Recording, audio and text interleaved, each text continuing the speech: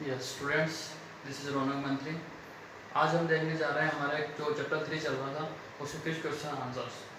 जैसे हमारा chapter complete हो गया था तो मैंने आपको बोला था लास्ट क्लास में कि कुछ इंपॉर्टेंट क्वेश्चन आंसर्स जो है मैं आपको दे देता हूँ। तो नेक्स्ट क्लास जो होगी हमारी तो हम उन्हीं क्वेश्चन को देखने जा रहे हैं।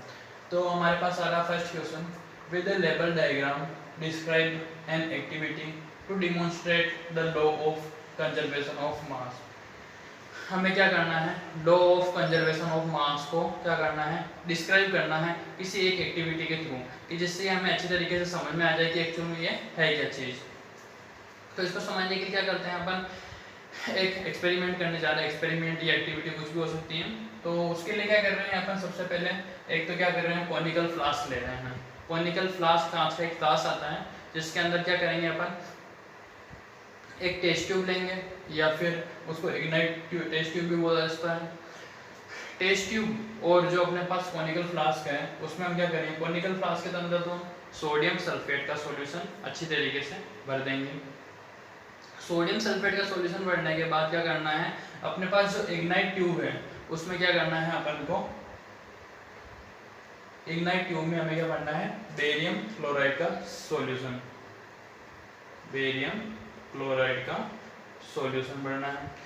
जैसे बेरियम क्लोराइड का इसमें सॉल्यूशन भरा जाएगा, वो उसको क्या करना है, उसके बाद जो हमारे पास ऊपर से खुला हुआ सिरा है वहाँ से इस टेस्ट ट्यूब को एक रस्सी से बांध करके इस सॉल्यूशन में लटका देना है। लटकाने के बाद क्या होगा, फिर बाद में जो हमारे पास ऊपर इसको क्या है, पैक करना है, जिससे कि इसमें जो रिएक्शन होने की वजह से जो मतलब गैस वगैरह वो बाहर नहीं निकल पाए। तो क्या करेंगे, हम ऊपर एक कॉर्क लगा देंगे जिससे कि पूरी तरीके से पैक हो जाए और जो धागा भी हो वो क्या हो, बार बार नीचे अंदर की साइड में नहीं आ सके। तो ये तो क्या हुआ, हमारा रिएक्शन होने से पहला काम। इसको पूरी तरीके से अपन ने अरेंज करके इस तरीके से छोड़ दिया। तो यहाँ तक का तो हो गया काम कि भाई ये रिएक्शन से पहले के काम। रिएक्टेंट दो हो गए, Na2SO4 और बेरियम क्लोराइड, दो रिएक्टेंट हो गए, ये अलग अलग तरीके से सेपरेट है भी। जैसे रिएक्शन करानी है तो इन दोनों क्या करना पड़ेगा, हमें मिक्स करना होगा। मिक्स करने के लिए क्या करेंगे, सबसे पहला हमारा काम जो होगा, क्या करेंगे, इसको कुछ इस तरीके से हिलाएंगे कि जो ये इस अपने पास ट्यूब है उसके अंदर जो बेरियम क्लोराइड है वो क्या हो, फ्लास्क के अंदर जाकर के घुल जाए। जैसे ही ये फ्लास्क के अंदर जाके घुलेगा क्या होगा, रिएक्शन होना स्टार्ट हो जाएगी। और रिएक्शन होना स्टार्ट होगी तो फिर क्या होगा, आपको डायरेक्ट पता चल रहा है कि जो Na2SO4 है वो भी एक बेरियम क्लोराइड के साथ रिएक्शन करेगा, तो Na क्लोरीन के साथ जुड़ जाएगा, यानी कि हमारे पास जो प्रोडक्ट बनेगा वो NaCl होगा। और जो अपने पास यहाँ पे एक और प्रोडक्ट बनेगा वो होगा बेरियम सल्फेट। तो इस टाइप से अपने पास दो प्रोडक्ट हमको अलग अलग मिल जाएंगे। तो नोटिस करने वाली बात ये है, हमें लॉ कौन सा बताना है, diagram describe the activity to demonstrate the law of conservation of mass. Law of conservation of mass यानी कि रिएक्शन से पहले वेट और रिएक्शन से बाद में जो वेट वो कैसा होना चाहिए, सेम होना चाहिए। तो अपन ने जो सब्सटेंस डाले थे अपन ऑलरेडी इनका वेट करके डालेंगे और रिएक्शन होने से पहले इस फ्लास्क का वेट भी कर लेंगे। जैसे रिएक्शन कंप्लीट हुई, दोनों जो अपने कंपाउंड है वो मिक्स हो गए, उसके बाद वापस से एक बार इसका वेट करें तो वेट क्या होगा, हमारे पास पूरी तरीके से सेम आएगा। रिएक्शन से पहले और रिएक्शन के बाद दोनों का वेट इक्वल आ रहा है। इसका मतलब क्या है, ये एक्टिविटी हमें बता रही है कि जो अपने पास law of conservation of mass के अकॉर्डिंग किसी भी केमिकल रिएक्शन में रिएक्टेंट और प्रोडक्ट का जो मास होता है वो हमेशा क्या रहता है, कंजर्व रहता है, या फिर ना तो बढ़ता है ना ही घटता है। ये बात हुई अपने इस एक्टिविटी की। इसका जो आपको नोट करना है नोटबुक में मैं आपको बता दूँ, कुछ इस तरीके से आप लोग नोट कर लेंगे।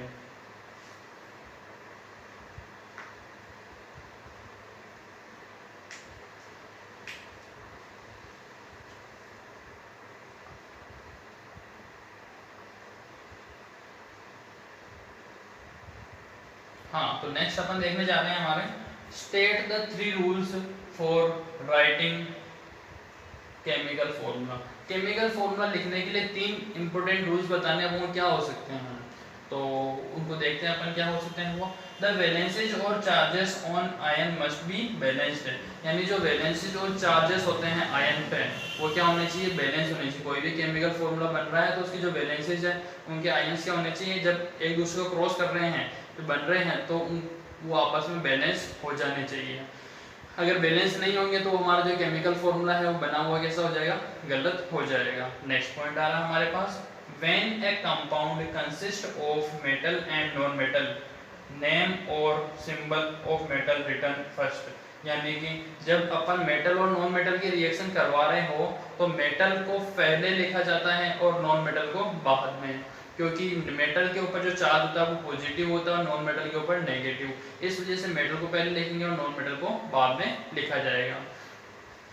थर्ड पॉइंट अपने पास, in compounds formed with polyatomic ions the ions is enclosed in bracket before writing the number of indicate the ratio। यानी कि जैसे अपने पास कोई फॉर्मूला बन रहा है, जैसे अपने पास मान लेते हैं यही है Na2SO4, तो SO4 यहाँ पे सेपरेट आयन है, SO4 की यहाँ पे तो वैल्यू क्या है, ओनली 1 है, मतलब इसकी जो वैल्यू -1 वैलेंसी आ रही है या -2 आ रही है, तो उसके लिए अगर यहाँ पे होल ट्वाइस आ रहा होता, जैसे कि SO4 ट्वाइस आ रहा है, तो उसको ब्रैकेट में रिप्रेजेंट करना जरूरी होता है। अगर ब्रैकेट में रिप्रेजेंट अपन नहीं करेंगे तो हमारा फॉर्मूला वहाँ पे क्या हो जाएगा, गलत हो जाएगा। ये ऐसा केवल पॉलीएटॉमिक आयन में ही करना जरूरी है, बाकी अगर में अपन नहीं भी करेंगे तो भी चलेगा। पॉलीएटॉमिक आयन यानी कि ऐसे आयन जिनमें एक से ज्यादा एटम्स अवेलेबल है। तो ये तो बात हो गई हमारे कि भाई 3 रूल्स कौन कौन सा है केमिकल फॉर्मूला लिखने के। अब आ जाते हैं हम आगे, what is the difference between cation and anion. Cation anion क्या क्या होते हैं मैं आप लोगों को बता चुका हूँ, इनके डिफरेंस के बारे में हम आज देखने जा रहे हैं। केटायन यानी कि पॉजिटिव चार्ज्ड पार्टिकल्स, एनायन यानी कि negative charged particles. Cation it is positively charged, यानी कि कैसे होते हैं, पॉजिटिवली चार्ज्ड होते हैं। और एनायन कैसे होते हैं, anion it is negatively charged ion, ये नेगेटिवली चार्ज्ड आयन होते हैं। एग्जांपल यहाँ पे दे रखा है पॉजिटिव का Na+ और क्लोरीन का Cl-। सेकेंड अपने पास it is formed from metal atoms, यानी केटायन जो होते हैं मेटल के एटम से बनते हैं, एनायन जो होते हैं it is formed from non metal, ये नॉन मेटल से बनते हैं। On passing electric current it move towards the cathode, इनके ऊपर आयन पॉजिटिव है, कैथोड जो होता है वो नेगेटिव आयन वाला होता है, तो कैथोड वाला नेगेटिव और केटायन वाला पॉजिटिव आपस में क्या होते हैं, अट्रैक्ट होते हैं। इस वजह से जब भी इनमें इलेक्ट्रिक करंट पास की जाती है तो क्या करते हैं, केटायन वाले जो पार्टिकल्स होते हैं वो कैथोड की तरफ मूव कर जाते हैं जब भी इसमें इलेक्ट्रिक करंट पास कराई जाए। सेम प्रोसेस क्या होती है एनायन में, जब इसमें इलेक्ट्रिक करंट पास कराई जाती है तो एनायन जो होते हैं वो एनोड की तरफ मूव कर जाते हैं। फिर आता है it is the smaller than its parent atom, ये अपने पेरेंट एटम से क्या होता है, छोटे होते हैं, मतलब जिस एटम से ये मिलके बन रहे होते हैं उससे क्या होंगे, छोटे होंगे। छोटे होने का रीजन क्या है, क्योंकि ये क्या कर रहे हैं, एक इलेक्ट्रॉन दे रहे हैं, देने की वजह से उनकी साइज क्या होगी, पहले से छोटी होगी। It is bigger than size than its parent atom, ये अपने पेरेंट एटम से क्या होते हैं, साइज में बड़े होते हैं। क्यों, क्योंकि ये क्या कर रहे हैं, इलेक्ट्रॉन ले रहे हैं, तो लेने की वजह से इनकी साइज क्या हो जाएगी, पहले के मुकाबले थोड़ी बड़ी हो जाएगी। हाँ, तो अपन नेक्स्ट एक न्यूमेरिकल देखने जा रहे हैं। Calculate the number of aluminium ion, calculate the number of aluminium ion present in 0.051 gram of Al2O3। Al2O3 में अपन को कि भाई एल्यूमिनियम के कितने आयन है ये चेक करना है, तो number of ions present in 1 molecule of, यानी कि इसके एक मॉलिक्यूल में कितने आयन्स प्रेजेंट है, पहले तो ये देख लेते हैं। तो एल्यूमिनियम के तो 2 आयन है तो इसलिए 2 यहाँ पे आ गए हैं।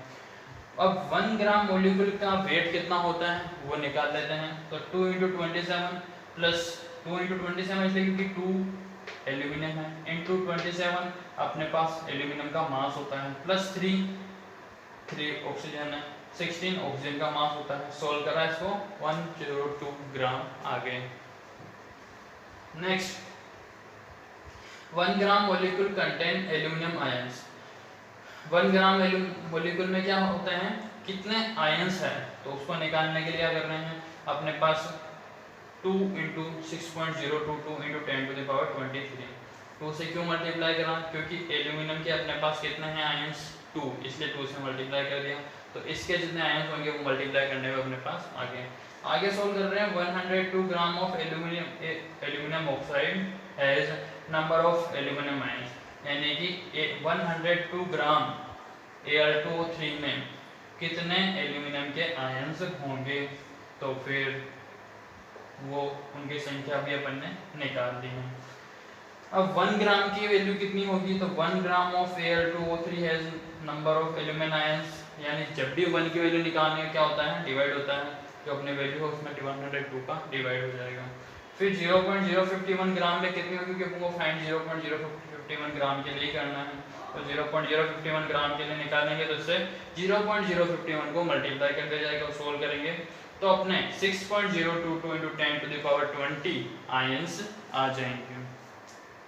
तो ये तो ही हमारी क्वेश्चन 4 की बात। ये न्यूमेरिकल बेस्ड क्वेश्चन है तो इसको थोड़ा सा अच्छे से देख लें। Next, write down the formula. अब उनको फॉर्मूला लिखना है, आपके पास मतलब नाम दे देंगे कि कंपाउंड का, उनका फॉर्मूला किस तरीके से बनाओगे आप लोग उसको देख लें। सोडियम क्लोराइड यानी कि सोडियम की वैलेंसी क्या होगी +1, क्लोरीन की -1, तो क्या होंगे ये, इनका क्रॉस होगा, तो यानी कि जो -1 सोडियम के पास जाएगा, +1 इधर आ जाएगा, NaCl बन गए। 1 और -1 या फिर 1 और 1 इसलिए नहीं लिख रहे हैं क्योंकि 1 से 1 कर गए, इनको रिप्रेजेंट करना जरूरी नहीं है।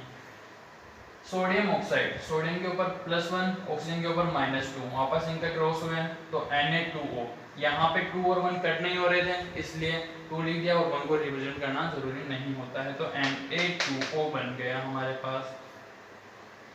नेक्स्ट थर्ड, सोडियम सल्फाइड क्या होगा, सोडियम के +1 और सल्फाइड की यानी सल्फर की क्या हो गया हमारे पास -2, कराया इनको क्रॉस वापस से तो हमारे पास बन गया Na2S।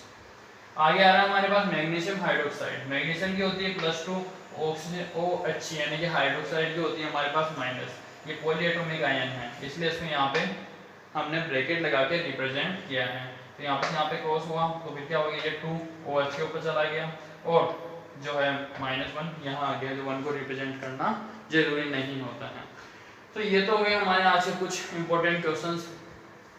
इसी पे बेस्ड मैं आपको और जो बाकी जो क्वेश्चंस है जो आप लोगों को करने होंगे, जो आपको पढ़ने हैं, उसकी मैं आपको लिंक डिस्क्रिप्शन में दे दूंगा और उसके जो क्वेश्चन आंसर्स है और नोट्स हैं वो आपको इस डिस्क्रिप्शन में मिल जाएंगे।